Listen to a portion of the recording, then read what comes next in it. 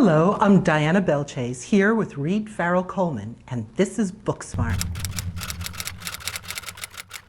You know, in the industry, we know that publishers like to see books in discrete little boxes, and they fit in discrete little places on bookstore shelves. So how do you manage that with your publisher? I bypassed the publisher. And I'm an indie publisher myself. Oh. So I did it myself.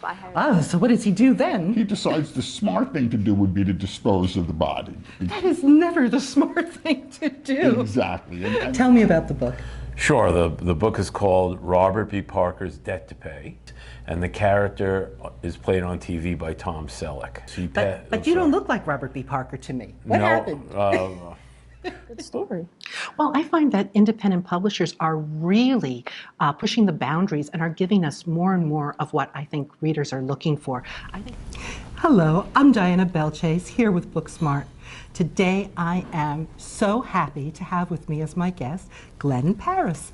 Glenn is a physician who has written a medical thriller that is exciting and different than anything I've read before. Glenn, welcome to BookSmart. Thank you so much for having me, Diana. You know, the old soap opera, Dark Shadows, who would have, everybody loved it, but who would have thought of putting a vampire time-traveling soap opera in the middle of TV in the 70s? Well, for those of you who've been living in a cave somewhere, Reed is now number 13 on the New York Times hardcover bestsellers list, which is quite a feat. Well, I need to know why fibromyalgia. Of all the diseases out there, why this particular disease? Well, fibromyalgia has been the great white whale for me for the past 30 years. It's not a killer disease, but it's a very painful disease. It doesn't take life away, but it makes life miserable.